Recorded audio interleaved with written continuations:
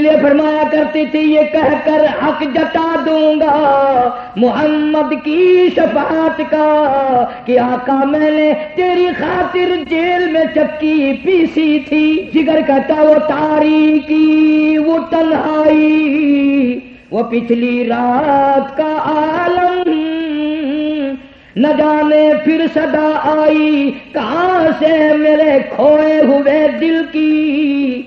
ادائے رسم منزل سے جگر میں اتنا واقف ہوں کہ منزل پر پہنچ کر پوچھتا ہوں راہ منزل کی. شرور انفسنا ومن سیئات اعمالنا من يهده الله فلا مضل له ومن يضلله فلا هادي له ونشهد أن لا إله إلا الله وحده لا شريك له ولا نظير له ولا مثال له ولا مثل له ولا معين له ولا وزير له ولا مشير له ونشهد أن سيدنا وسندنا ونبينا وشفيعنا وهادينا ومرشدنا ومولانا محمدا عبده ورسوله أرسله بالحق بشيرا ونذيرا صلى الله تعالى عليه وعلى آله وأصحابه وذرياته وبارك وسلم تسليما كثيرا كثيرا.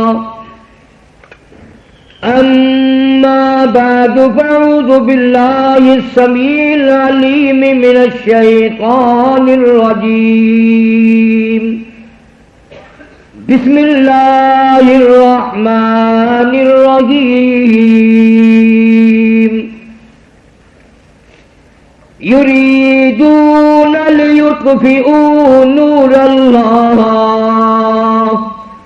بأفواههم والله متم نوره ولو كره الكافرون. هو الذي أرسل رسوله بالهدى ودين الحق ليظهره على الدين كله ولو كره المشركون. يا أيها الذين آمنوا هل أدلكم على تجارة تنجيكم من عذاب أليم. تؤمنون بالله ورسوله وتجاهدون في سبيل الله بأموالكم وأنفسكم ذلكم خير لكم إن كنتم تعلمون. وقال النبي صلى الله تعالى عليه وسلم افضل الجهاد كلمة حق عند سلطان جائر. صدق الله مولانا العلي العظيم وصدق رسوله النبي الكريم ونحن على ذلك لمن الشاهدين والشاكرين والحمد لله رب العالمين. سارے حضرات ایک مرتبہ حضور اکرم صلی اللہ علیہ وسلم کی ذات اقدس پہ درود پاک بآواز بلند پڑھ لیں تاکہ یہ مجلس مزید بابرکت اور پر رونق بن جائے.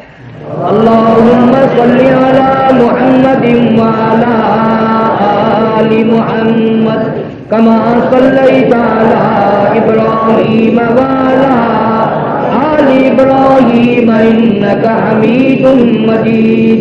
اللہم بارک علی محمد وعلی آل محمد کما بارکت علی ابراہیم وعلی آل ابراہیم انک حمید مجید شمع نور رخ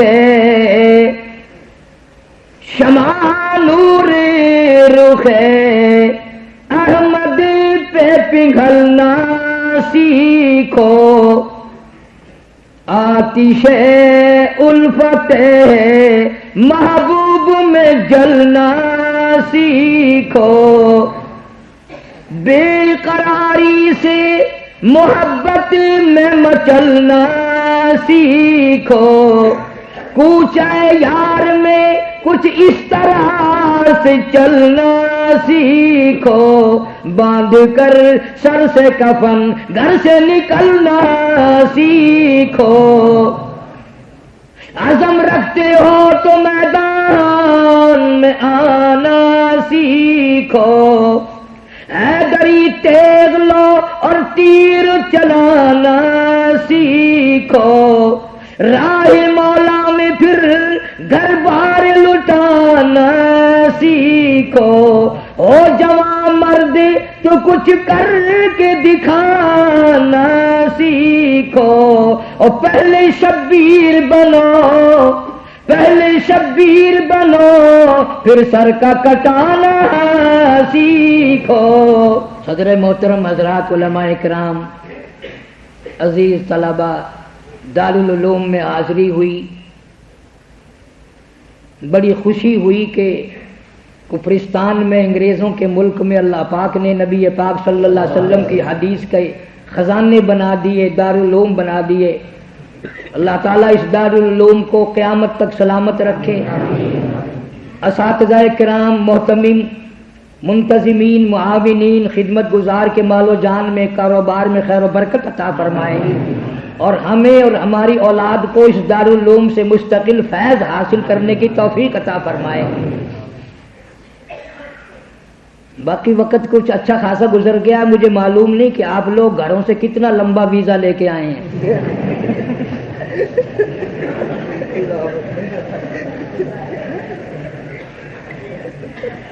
میرا ویزا بہت لمبا ہے میرا فکر نہ کرے اپنا فکر کرے ویسے بھی سنڈے کی رات ہے بڑی قربانی ہے جو حضرات تشریف فرمائے بہرحال ہم تو ایسے ملک کے آدمی ہیں تقریر سننے لگ جائیں صبح ہو جاتی تھی بخاری مرحوم کی تقریر ہوتی تھی کئی جگہ ہم نے ایسا دیکھا کہ عشاء کی نماز کے بعد بخاری شروع ہوا فجر کی اذان خود دے دی فجر کی اذان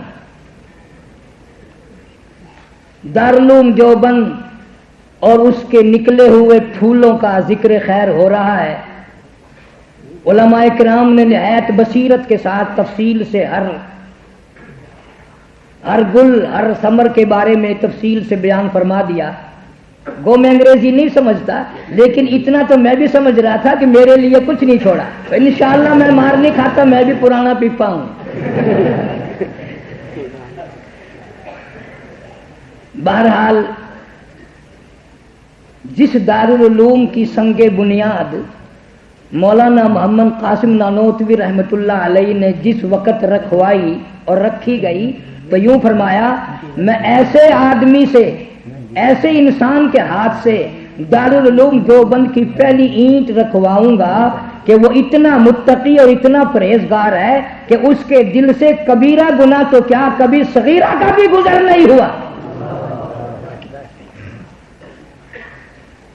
اندازہ لگائیں گواہی دینے والا مولانا محمد قاسم نانوتوی ہے رحمہ اللہ کہ میں پہلی اینٹ جس اللہ والے کے ہاتھ سے رکھواؤں گا اس کے دل سے کبیرہ گناہ کا تو تصور کیا ہوگا اس کے دل سے کبھی صغیرہ گناہ کا بھی تصور نہیں گزرا میاں منع شاہ رحمہ اللہ کو لے آئے اور انہوں نے پہلی اینٹ رکھی اور تاریخ گواہ ہے کہ کسی نے اس بات کی تردید نہیں کی کہ مولانا قاسم نانوتوی کہتے ہیں صغیرہ گناہ کا گزر نہیں ہوا یہاں تو کبیرہ بھی ہوتے رہے اس وقت کے بزرگوں میں اللہ والوں میں متقیوں میں پرہیزگاروں میں کسی نے بھی مولانا قاسم نانوتوی کی بات کی تردید نہیں کی تو جب بنیاد ایسے اللہ والے نے رکھی ہو پھر کیا کہنا اس گلشن کا؟ انار کے درخت کے نیچے ایک استاد ایک شاگرد، استاد ملا محمود ہے اور شاگرد مولانا محمود الحسن، ایک شاگرد ہے ایک استاد ہے۔ ہمارے زمانے کے لوگ تھوڑے بچے ہوں مدرسے میں تو وہ گھبرا جاتے ہیں، اجی تعداد تھوڑی ہے، یہاں کیا پڑھائیں گے، یہاں کیا کریں گے؟ لیکن اپنی بنیاد کو ہم نے نہیں دیکھا کہ ہم کہاں سے چلے تھے۔ ایک استاد ہے اور ایک شاگرد ہے۔ اس ایک شاگرد کی روحانی اولاد اس وقت پورے عالم میں پھیلی ہوئی ہے، پوری دنیا فیضیاب ہے۔ تقوی کے اعتبار سے علماء دیوبند کا مقابلہ اس عالم میں کوئی نہ کر سکا۔ مولانا مظفر حسین کاندلی رحمت اللہ علیہ ہیں، کاندلے سے دلی جانا چاہتے ہیں، اونٹ کرائے پہ کر لیا، سواری اونٹ تھی اس زمانے میں، سامان دکھا دیا کہ میں یہ سامان اونٹ پہ رکھوں گا۔ ایک دوست آیا اور کہنے لگا حضرت دلی جا رہے ہو، یہ کاغذ کا رکا میرا لے جانا اور فلانے دوست کو پہنچا دینا۔ فرمایا بھائی ذرا انتظار کرو، اونٹ والے کو میں سامان دکھا چکا ہوں اور وہ مجھے بھی دیکھ چکا ہے، وہ آ کر اس سے پوچھیں گے کہ سامان جو تمہیں پہلے دکھایا کرایہ طے ہوا، کیا ایک کاغذ کے رکے کی مزید اجازت دیتے ہیں آپ؟ ایک کاغذ کے رکے کی آپ اجازت دیتے ہیں؟ تقویٰ دیکھیں آپ۔ دلی سے بیل گاڑی میں سفر کرنا شروع فرما دیا کاندھلے کی طرف۔ راستے میں یوں ہی پوچھ لیا کہ یہ گاڑی کس کی ہے؟ وہ چلانے والا کہنے لگا جی یہ دہلی کی فلانی کنجری کی ہے۔ فرمان لگے روکنا روکنا ذرا پیشاب لگا مجھے۔ اس نے روک لیا، پیشاب کر کے کہنے لگا ذرا میرے پاؤں اکڑ گئے، میں ابھی پیدل چلوں گا۔ گاڑی بھی چلتی رہی، مولانا بھی پیدل چلتے رہے۔ وہ گاڑی چلانے والا کہنے لگا حضرت میں سمجھ گیا ہوں آپ سوار نہیں ہوں گے، جب سے میں نے بتایا ہے آپ سوار نہیں ہوں گے۔ فرمایا ہاں بھائی سواری تو نہیں کروں گا۔ فرمایا مجھے واپسی کے لیے کیوں نہیں کہہ دیتے؟ کہ اس لیے میں نے تجھ سے بات کاندلے تک کی ہے، کبھی تو یوں نہ کہہ دے کہ مولوی مظفر جھوٹ بولتا ہے۔ کرایہ دیا اور واپس کر دیا۔ کنجری کی بیل گاڑی میں کرایہ دے کر سوار نہیں ہوتے۔ اور آج ہم جیسے ملا اگر کنجری چندہ دے تو دعا کرتے ہیں اللہ تیرے کاروبار میں اور برکت کرے۔ کون ان کی ریس کرے گا؟ بڑے بڑے نواب لوگ، نواب بھوپال، نواب رامپور، یہ لوگ آپس میں لڑ پڑتے، بیٹھے بیٹھے بڑے لوگ گپے مارے کرتے ہیں۔ اگر کسی کو کہتے ہیں نا تیرا مال حرام کا، تو مولانا مظفر حسین کاندلی رحمت اللہ علیہ کے بارے میں فیصلہ سب نواب کیا کرتے تھے، اس کو کھلا کے دیکھو، اگر الٹی ہو گئی تو حرام ہے، ہضم ہو گئی تو حلال ہے۔ تقویٰ یہاں تک، اور پرہیزگاری اور جذبہ جہاد کا تو کہنا ہی کیا۔ علم کی روشنی میں لے لیں، مولانا اشرف علی تھانوی رحمت اللہ علیہ نے 1300 کتاب لکھی اپنی قلم سے، 1300 کتاب ہے، اور ایسے ایسے جواب دیے۔ ایک پنڈت آ گیا نجومی بن کر تھانے بون میں، وہ کہنے لگا میں کل کی بات بتا دیتا ہوں کیا ہوگا۔ مولانا نے فرمایا اس کو پکڑ کے یہاں لے آؤ۔ ایک آدمی پکڑ کے لے آیا۔ مولانا تھانوی رحیم اللہ نے پوچھا پنڈت جی میں نے سنا ہے آپ کہتے ہیں کہ میں کل کی بات بتا دوں؟ کہ جی ہاں علم نجوم میں نے پڑھ رکھا ہے، میں کل کی بات بتا دیتا ہوں۔ مولانا تھانوی کے پاس ایک سوٹا پڑا تھا، فرمایا بتاؤ یہ تمہارے سر میں لگے گا کہ نہیں؟ اب اس نے سوچا کہ اگر ہاں کرتا ہوں یہ پڑاخ سے مارے گا، اور اگر نہ کرتا ہوں یہ پڑے کو رکھ دے گا۔ کہنے لگا حضرت جی اس سوٹے کا تو مجھے پتا نہیں۔ فرمایا گدھے تجھے کل کا کیسے پتا ہو گیا؟ سب کچھ دیکھ رہا ہے اس کا تجھے پتا نہیں، کل کی بات کیسے بتاؤ گے؟ ہر آن ہر موڑ ہر قربانی پہ علماء دیوبند نے جس باطل نے بھی سر اٹھایا۔ اور ایک بات مقدی سے آسان سے کہہ دوں، میں پچھلے سال برطانیہ گیا، اڈمرا یونیورسٹی ہے، دنیا بھر کے لوگ وہاں پڑھتے ہیں، ملکی غیر ملکی۔ مجھے وہاں بیان کے لیے لے گئے، ایک پروفیسر اردو بھی بولتا تھا، انگریزی کا، اسی یونیورسٹی کا، مجھے کہنے لگا قاری صاحب آپ پاکستان سے ہیں؟ میں نے کہا جی ہاں۔ کہنے لگا کہ ہندوستان سے واقف ہو؟ میں نے کہا ہوں ہی میں اصل میں ہندوستانی۔ تو کہنے لگا ایک بات پوچھتا ہوں، یہ مولانا حسین احمد مدنی، یہ مولانا ابوالکلام آزاد، یہ مولانا احمد سعید دہلوی اور یہ عطا اللہ شاہ بخاری، مولانا احمد علی لاہوری، کیا واقعی یہ لوگ آدمی تھے، انسان تھے یہ؟ میں نے کہا تو بتا تیرا کیا خیال ہے؟ کہنے لگا میں نے لندن اکیڈمی سے فائل پڑھی ان کے متعلق، انگریزوں کی، وائسراؤں کی، گورنروں کی لکھی ہوئی، میں وہ رپورٹ پڑھ کر یہ سمجھاؤں یہ آدمی نہیں، آدمی ہو ہی نہیں سکتے، اتنا استقلال آدمی میں ہو ہی نہیں سکتا، اتنا عزم صمیم آدمی میں ہو ہی نہیں سکتا۔ میں انگریز ہوتے ہوئے میرا یہ خیال ہے کہ یہ وہ پہاڑ تھے جن کی چوٹی کو سر نہیں کر سکا۔ آدمی کی کیا مجال ہے کہ اتنی مار کھا کر ثابت قدم رہے؟ چنانچہ علماء اکرام نے لکھا مولانا محمود الحسن رحمت اللہ علیہ 4 برس تک جزیرہ انڈمان میں مالٹے کی جیل میں رہے، یوں ہی بیٹھ کر کھانا نہیں کھایا، 18 سیر مکئی اللہ والا کھڑے ہو کر پیستا ہے۔ شیخ مدنی رحمہ اللہ شاگرد ہے، خدمت کے لیے جیل میں ہے، 18 سیر مکئی دونوں حضرات پیستے ہیں۔ حضرت شیخ الہند رحمت اللہ علیہ نے دیکھ لیا، مولانا مدنی رحمہ اللہ سیدھا لیٹنے کے بجائے کوٹھڑی میں اونگھے لیتے ہیں۔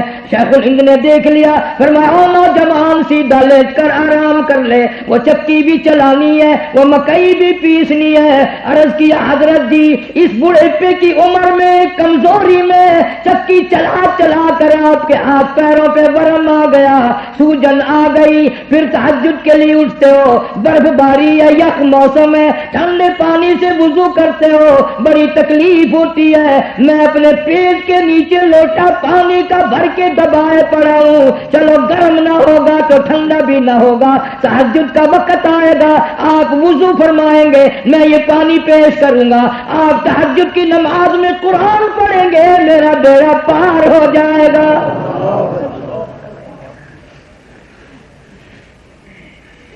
اس لیے فرمایا کرتی تھی یہ کہہ کر حق جتا دوں گا محمد کی شفاعت کا کہ آقا میں نے تیری خاطر جیل میں چکی پیسی تھی۔ جگر کہتا وہ تاریکی، وہ تنہائی، وہ پچھلی رات کا عالم، نہ جانے پھر صدا آئی کہاں سے میرے کھوئے ہوئے دل کی، ادائے رسم منزل سے جگر میں اتنا واقف ہوں کہ منزل پر پہنچ کر پوچھتا ہوں راہ منزل کی۔ ان اللہ والیوں نے کتنی قربانیاں دی، صحابہ کرام کے وارث یہ بنے، مدنی کریم صلی اللہ تعالی علیہ وسلم کے مشن کے وارث یہ بنے، بھوکے یہ رہے، پیاسے یہ رہے، دکھ انہوں نے اٹھائے، پریشانیاں انہوں نے اٹھائی۔ حضرت شیخ الہند رحمت اللہ علیہ کی وفات ہو گئی، غسل دینے لگے، دلی میں غسل دیا جا رہا ہے، لوگوں نے دیکھا کمر پہ کالے کالے نشانات ہیں، پوچھ لیا مولانا مدنی رحمہ اللہ سے یہ نشانات پھوڑے کے نہیں، پھنسی کے نہیں، یہ کائے کے نشانات ہیں؟ حضرت نے جواب دیا انگریز گورنمنٹ کے ترکیوں کو کافر لکھوانے کے لیے حضرت کے دستخط کرانا چاہتا تھا، اللہ والے نے 1 ہفتے تک ساری رات کوڑے تو کھا لیے پر مسلمان کو کافر نہیں لکھا۔ غسل دینے والے تختے پہ لوگوں نے نشان دیکھے ہیں، اس کا نام اسلام ہے، اس کا نام زہد و تقویٰ ہے، اس کا نام بہادری ہے، اس کا نام شجاعت ہے۔ مار کھائی 1 ہفتہ، ساری رات کوڑے کھائے شیخ الہند نے، پر مسلمان کو کافر نہیں لکھا۔ تو معمولی بات ہے، ایک اللہ والا نرالا ہے، ایسی قربانیاں دی کہ آج اس کا کوئی ارادہ بھی نہیں کر سکتا۔ شیخ العربی والعجم حضرت مولانا سید حسین احمد صاحب مدنی سب قید رحمت اللہ علیہ. اور آپ لوگ حیران ہوں گے کہ ان حضرات نے یہ سیکھا کہاں سے ہے؟ یوں مرنا، یوں جینا، یوں تکلیف اٹھانا، یوں پریشانیاں جھیلنا. کالے پانی میں ان حضرات کی اپیل پر، قیادت پر 14 میل لمبا قبرستان بنا علماء دیوبند کا. میں نے کہہ دیا، آپ نے سن لیا، جاؤ ان کی قبروں سے جا کے پوچھو تم یہاں کیوں آئے تھے. مولانا ابوالکلام آزاد رحمہ اللہ رانچی جیل میں ہیں. کلکتے سے بیگم آزاد نے ٹیلی گرام دیا، میں بڑی بیمار ہوں، سخت علیل ہوں، میرا آخری وقت ہے، کسی طریقے سے آ کر مل جاؤ، ملنے کو دل چاہتا ہے. مولانا آزاد نے جواب دے دیا، تیرا اگر وقت آ گیا کلمہ پڑھتی ہوئی چلی جا، استغفار کرتی ہوئی چلی جا، درود پاک پڑھتی ہوئی چلی جا، اللہ سے معافی مانگتی ہوئی چلی جا. میں تجھ سے ملنے کے لیے انگریز ظالم کے سامنے ضمانت کی بھیک مانگنے کو تیار نہیں. انشاءاللہ کل میری تیری حوض کوثر پہ ملاقات ہوگی. شیخ مدنی رحمہ اللہ جیل میں 11 جنازے گھر سے نکل گئے. جیل میں رہتے رہتے 11 جنازے گھر سے نکل گئے. آخری اطلاع ملی والدہ ماجدہ کا انتقال ہو گیا. ضمانت پہ آ جاؤ، جنازے کو کندھا دے لو، اپنی ماں کا آخری مرتبہ منہ دیکھ لو، چہرے کا دیدار کر لو. مولانا مدنی جواب دیتے ہیں، میری اماں کے اللہ مغفرت فرمائے، جنت الفردوس میں جگہ عطا فرمائے، پر میں ماں کے جنازے کو کندھا دینے کے لیے انگریز جیسے ظالم سے ضمانت کی بھیک مانگنے کو تیار نہیں.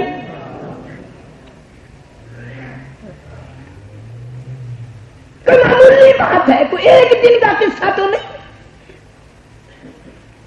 بات اٹھی اور ختم ہو گئی، یوں تو نہیں ہے نا. مولانا جعفر تھنیسری سب قید رحمت اللہ علیہ میرے ضلع کا راجپوت برادری کا بہت بڑا ذمہ دار تھا. شیخ الہند رحمہ اللہ کے ہاتھ پہ بیعت کر بیٹھا، بہت بڑی جگیر کا مالک تھا. انگریز نے ساری زمین کرک کر لی. اور مولانا خود لکھتے ہیں کہ میری بچیوں کو گلے سے پکڑ کر انگریزوں نے گھسیٹ گھسیٹ کر دڑام دڑام سے باہر پھینک دیا. 2 انگریزوں نے بیوی کے سر کے بال پکڑے، اللہ والے کی عزت کو کھینچا ہے، اللہ والے کی آبرو کو پکڑ کے کھینچا ہے اور دڑام سے زمین میں پھینک دیا.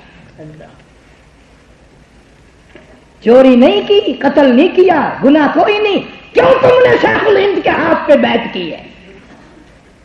مولانا جعفر تھنیسری رحمت اللہ علیہ کہتے ہیں، مجھے امبالے شہر کی جیل میں لے گئے. میں نے آگے جا کے دیکھا اسی کوٹڑی میں 2 عمر رسیدہ بزرگ اللہ والے مجھ سے پہلے بیٹھے ہیں. ایک مولانا حمید اللہ پٹنہ والے، مولانا یحییٰ صورت والے. ہم 3 بن گئے. ہمارے پیروں میں 20 سیر لوہے کے کڑے بنا کر انگریزوں نے ڈال دیے.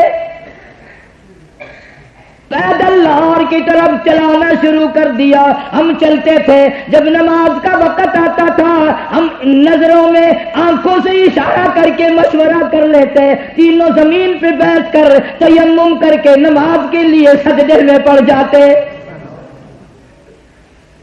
مولانا فرماتے ہیں جتنی دیر سبحان ربی الاعلی ہم پڑھتے تھے وہ 4 انگریز پوری طاقت سے چابک مارتے رہتے تھے.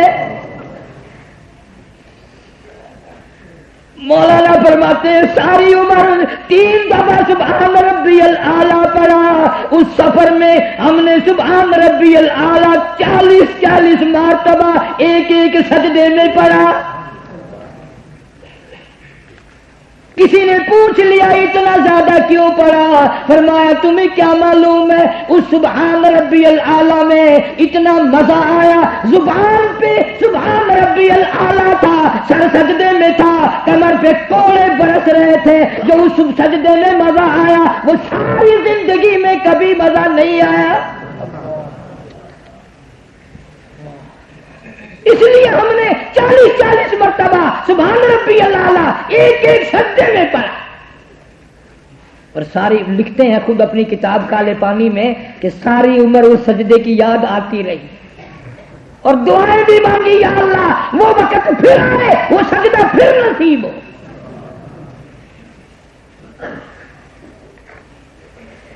مولانا جعفر تھنیسری رحمت اللہ علیہ فرماتے ہیں لاہور لے آئے، ہم تینوں کو ایک جگہ بند کر دیا، حکومت کی طرف سے سرکاری ملازم چپڑاسی آیا اور آ کر ہمیں ایک رکا دیا جس میں لکھا تھا پرسوں تمہیں پھانسی دی جائے گی، پرسوں تم کو پھانسی دی جائے گی۔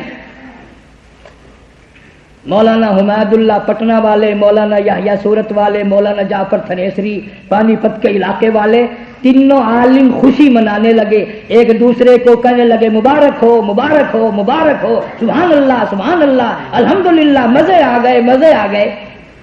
وہ انگریز کا چپڑاسی جو تھا اس نے سمجھا مولوی رکے کو سمجھے نہیں، وہ کہنے لگا مولویو خوش ہو رہے ہو، ہنس رہے ہو، مبارکباد دے رہے ہو، یہ تو پھانسی کا پرچہ ہے، کوئی شادی کا کارڈ نہیں ہے،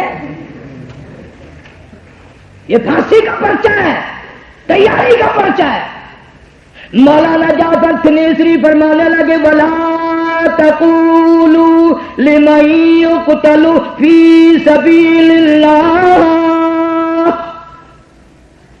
کب سے انتظار ہے اس گھڑی کا، سر ہمارا ہو، دروازہ اس مولا کا ہو۔ دنیا عورتوں کے پیچھے مرتی ہے، حکومتوں کے پیچھے مرتی ہے، دولت کے پیچھے مرتی ہے، کیا بعید ہے اس کے نام پہ قرآن پڑھتے ہوئے جان چلی جائے، ہمیں اور کیا چاہیے؟ ذالکم خیر لکم ان کنتم تعلمون۔ ہم تو اس گھڑی کا انتظار کر رہے ہیں۔ اس چپڑاسی نے جا کر صاحب بہادر کو بتایا کہ تم بڑے بے وقوف ہو، مولویوں کو پھانسی لگا رہے ہو، وہ تو اچھل رہے ہیں، کود رہے ہیں، بڑی خوشی منا رہے ہیں۔ صاحب بہادر کہنے لگا مولوی خوش ہو رہے ہیں کہ ہاں، کہ ہم نے مولویوں کو خوش نہیں ہونے دینا، ہم نے پھانسی کینسل کر دی۔ مولوی خوش کیسے ہو جائے؟ مولانا جعفر تھنیسری فرماتے ہیں اب کینسل کی خبر ہمیں نہیں دی، فرمایا جب اگلی رات آئی، صبح ہونے لگی، میں نے درخت کے پتے چبا کر روزے کی نیت کر لی، پھانسی آؤں گا، اپنے رب کے حضور میں جاؤں گا، روزہ دار ہو کے جاؤں گا۔ درختوں کے پتے چبا کر میں نے روزے کی نیت کر لی۔ فرماتے ہیں سارا دن میری پٹائی ہوئی، سارا دن بے ہوشی میں گزر گیا، ہوش جب آئی تو اگلی رات آ چکی تھی، میں نے گھاس کا تنکا منہ میں چبا کر سارا دن کی پٹائی والا روزہ افطار کر لیا۔ ان اللہ والوں سے پوچھو دین کس طرح زندہ رکھا جاتا ہے، کن قربانیوں سے دین کو زندہ رکھنا پڑتا ہے۔ مولانا جعفر تھنیسری فرماتے ہیں اگلے روز ہم نے دیکھا گوشت جلنے کی بو آ رہی تھی، میں نے ایک دیوار کے اوپر سے جھانک کے دیکھا، 1 درجن کے قریب علماء دین کو زمین پہ لٹا رکھا ہے اور انگریز لوگ گرم لوہا کر کے داغ دے رہے ہیں۔ مولانا جعفر تھنیسری قسم کھا کے فرماتے ہیں میرے سامنے 12 کے 12 شہید ہو گئے، کسی نے اف تک نہ کی۔ یہودی مورخ گواہ، عیسائی مورخ گواہ، مسلمان مورخ گواہ، دلی کے بازاروں میں دلی سے چاروں طرف 4000 عربی مدرسے تھے، انگریز سے ٹکرائے، تمام مدارس کی شیخ الحدیث کیا، علماء کیا، شیخ التفسیر کیا، طالب علم کیا، باورچی بھی، جھاڑو دینے والا بھی نہ بچا۔ دلی سے 50-50 میل چاروں طرف کوئی درخت ایسا نہ تھا، کسی درخت کی شاخ ایسی نہ تھی جس پر کسی عالم دین کی لاش نہ لٹکی ہو۔ فرانسیسی مورخ لکھتا ہے کہ میرا جگر پھٹ گیا، ایسے خوبصورت جوان چاند جیسے چہروں والے انگریزوں نے دلی کے بازاروں پہ لٹائے اور روئی کوٹنے والے انجن اوپر سے گزار دیے، ایک بھی اٹھ کر آگے سے نہ گیا، ایک نے بھی بزدلی کا ثبوت نہیں دیا۔ مولانا جعفر تھنیسری فرماتے ہیں پھر مجھے ایک پنجرے میں بند کیا گیا جس میں نوکدار تار اندر لگائے گئے. میں اس پنجرے میں آ گیا، نہ کھڑا ہو سکتا ہوں، نہ بیٹھ سکتا ہوں، نہ نیچے کو ہو سکتا ہوں، نہ اوپر کو ہو سکتا ہوں. میرا یقین ہو چلا کہ آخری وقت آ گیا. میں نے بھی ارادہ کر لیا کہ ہر سانس، ہر لمحہ، ہر گھڑی محمد کریم صلی اللہ علیہ وسلم کی ذات پہ درود پاک پڑھوں گا. درود پاک پڑھتے پڑھتے میری موت آ جائے گی، میری نجات کا ذریعہ بنے گا. مولانا جعفر تھنیسری کہتے ہیں سانس لیتا رہا، میں درود شریف پڑھتا رہا. اچانک مجھے چکر آیا، بے ہوشی آئی، غشی آئی، میں نوکدار تاروں پہ گرا. ادھر مجھے کالی کملی والے کا دیدار مل گیا. ادھر میں نوکدار تاروں پہ گرا، ادھر مدنی کریم صلی اللہ تعالی وسلم کا دیدار مل گیا. اور میں خوش ہو کے یوں کہنے لگا لیے پھرتی ہے بلبل، لیے پھرتی ہے بلبل اور چونچ میں گل، اور ڈھونڈتی ہے شہید ناز کی تربت کہاں ہے. اللہ والوں نے ایک نے نہیں، دو نے نہیں، ساری آزادی کی تاریخ، ہندوستان کی آزادی کو وہ نہ مانے. میں پاکستان میں کہا کرتا ہوں گورنروں، وزیروں، سفیروں، صدروں، یہ تمام کا تمام تمہیں جو کچھ بھی ملا علماء دیوبند کی قربانیوں کا صدقہ ہے. وہ اگر قربانی نہ دیتے تمہیں کون آج بڑا بناتا. مولانا احمد علی صاحب لاہوری سب کہہ دو رحمت اللہ علیہ. جیل انگریز کا زمانہ ہی پاکستان نہیں بنا، تلاشی لینے کے لیے ایس پی آیا پولیس کا، اس نے سارے گھر کی تلاشی لی.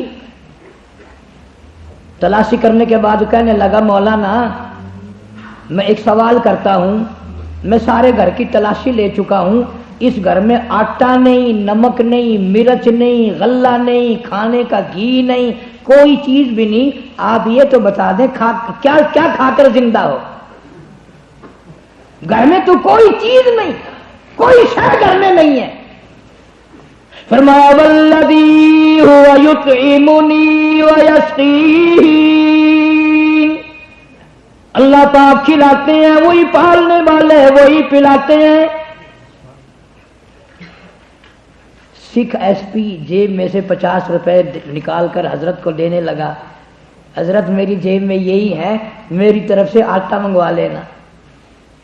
فرمایا تجھے معلوم نہیں سردار جی، تم تو غیر مسلم ہو. الحمدللہ میں نے ساری زندگی میں بے نماز کے ہاتھ کا ٹکڑا نہیں کھایا، ساری عمر میں بے نماز کے ہاتھ کا پانی نہیں پیا. سکھ ایس پی کہنے لگا کہ یہ شرط ہے. فرمایا ہاں. کہنے لگا کھلا کے جاؤں گا، پھر دیر نہ کرو، لا الہ الا اللہ محمد الرسول اللہ صلی اللہ علیہ وسلم، میں مسلمان بن گیا ہوں، اب تو لے لو. فرمایا میری بات سردار جی سمجھی نہیں؟ کہ سمجھ گیا ہوں، جبھی تو مسلمان بن گیا ہوں. فرمایا ابھی کلمہ پڑھا ہے نا، میں نے آپ کو بتایا نہیں کہ میں نے ساری زندگی میں بے نماز کے ہاتھ کا پانی نہیں پیا. نماز کہاں پڑھی آپ نے ابھی؟ کیسے اللہ والے! ان کی تاریخ کو کون شرمندہ کر سکتا ہے؟ ان اللہ والوں کی تاریخ کو کون بدل سکتا ہے؟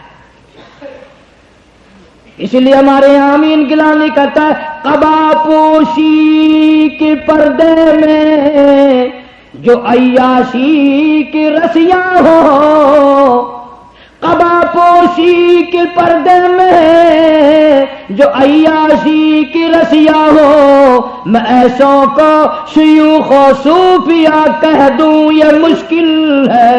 امی میں نے بخاری اور لاہوری کو دیکھا ہے، کسی راہزن کو رہنما کہہ دوں یہ مشکل ہے. سید عطا اللہ شاہ صاحب بخاری سارے کہہ دو رحمت اللہ علیہ. جیل میں ہیں، ختم نبوت کی حفاظت کرتے کرتے 10 سال سے زیادہ کا عرصہ جیل کا بنتا ہے. 10 سال کا عرصہ جیل کا بنتا ہے. مشقت دے دی. غلہ پیسنے کے لیے بخاری کو دیتے ہیں، بخاری صبح اٹھ کر آٹا انتظامیہ کے حوالے کر دیتا ہے، لیکن انتظامیہ والے خسر خسر کرتے ہیں، نہ کپڑے میلے ہیں نہ پسینہ آتا ہے، یہ چکی نہیں چلاتا، یا کوئی اور قیدی پیس کے دے جاتا ہے. کیا قصہ ہے؟ پچھلی رات کو سبڈن جیل روند پہ آیا اور بخاری کی کوٹڑی میں جھانک کر دیکھنے لگا. کیا دیکھتا ہے؟ تو اللہ شاہ بخاری مصلی پہ بیٹھا ہوا قرآن کی تلاوت کر رہا ہے اور چکی خود بخود چل رہی ہے، دانے بھی خود بخود پڑ رہے ہیں اور چکی بھی خود بخود چل رہی ہے. انگریز سبڈن کہنے لگا بخاری یہ کیا ہے؟ فرمایا ہوتا کیا، میں اس کا کام کر رہا ہوں، وہ میرا کام کر رہا ہے.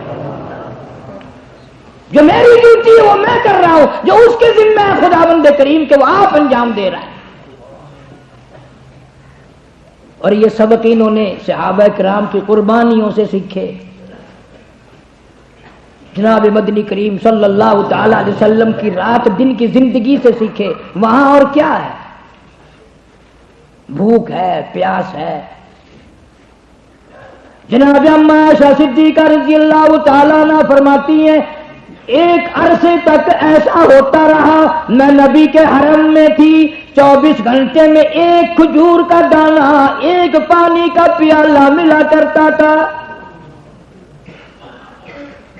ایک کھجور، ایک پانی کا پیالہ، پانی بھی زیادہ نہیں کہ جتنا مرضی آوے پی لو. اور رو کے ارشاد فرماتی ہے تمہیں کیا معلوم ہے کھجور کے اس دانے کی قدر جب ہوئی جب وہ بھی نہ ملی. وہ دانا بھی جب ایک بند ہو گیا، پانی بھی نہ ملا. اور ادھر حال یہ ہے جناب اما عائشہ صدیقہ رضی اللہ تعالیٰ عنہ فرماتی ہیں میں سوئی ہوئی تھی، اچانک میری آنکھ کھل گئی، میں نے کیا دیکھا؟ آپ صلی اللہ تعالیٰ علیہ وسلم سجدے میں ہے، اتنا لمبا سجدہ، اتنا لمبا سجدہ، اتنی امت کے لیے لمبی لمبی دعائیں رو رو کے مانگ رہے ہیں. اما عائشہ فرماتی ہیں اتنے روئے سجدے میں، اتنے روئے سانس گھٹنے لگا، میں اپنا کلیجہ پکڑ کر بیٹھ گئی، کہیں آج بیوہ تو نہیں ہو جاؤں گی. نمازیوں حاجیوں نبی ساری ساری رات روئے، امتی کی چٹھی دھاری ہو گئی، قبر کے قریب ہو گیا، کبھی رونا نہ آیا. اما عائشہ صدیقہ رضی اللہ تعالیٰ عنہ فرماتی ہیں حضور صلی اللہ علیہ وسلم نے سر مبارک اٹھایا، میں نے سجدے کی جگہ ہاتھ پھیر کے دیکھا، حضور کے آنسوؤں میں میرا ہاتھ تر ہو گیا.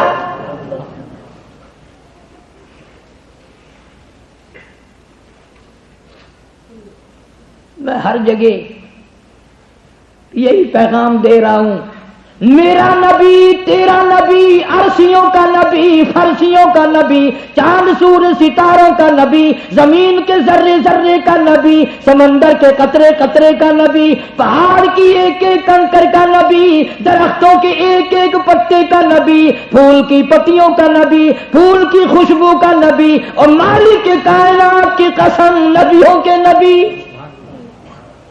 حضرت محمد الرسول اللہ صلی اللہ تعالی علیہ وسلم نے 15 دن درختوں کے پتے چبا چبا کر خدا کا قرآن پڑھا.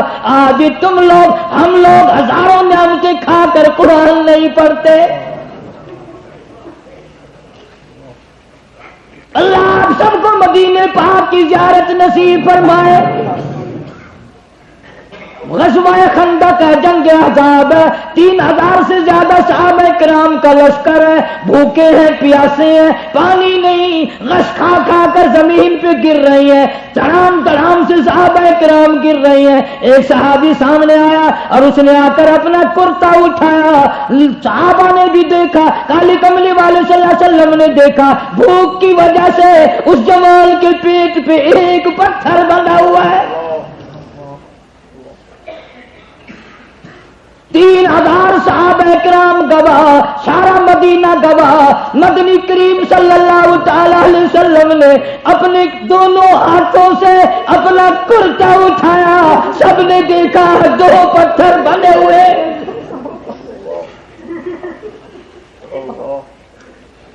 کیا منہ دکھائیں گے، کیا شفاعت کے لیے جا کر منہ دکھائیں گے، اور کوثر کا پانی کس منہ سے مانگیں گے؟ نبی نے دو دو پتھر باندھ کر قرآن پڑھا، ہمارے گھر میں قرآن کھولنے والا کوئی نہیں، زیارت کرنے والا کوئی نہیں، دیدار کرنے والا کوئی نہیں، قرآن کریم پہ یقین کرنے والا کوئی نہیں۔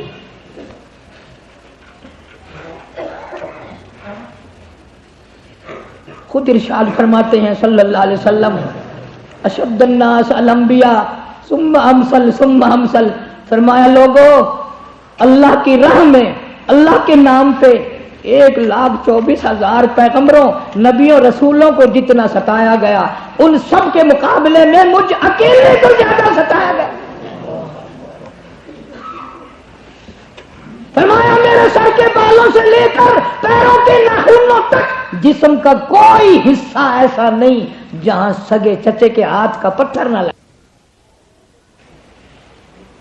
زید بن حارث رضی اللہ تعالیٰ عنہ کہتے ہیں حضور صلی اللہ علیہ وسلم طائف تشریف لے گئے، میں مجھے بھی ساتھ لے گئے، سرداروں سے گفتگو فرمائی، انہوں نے بے ادبی کی، نہ مانا، توہین کی، آپ مایوس ہو کر شہر سے لوٹنے لگے۔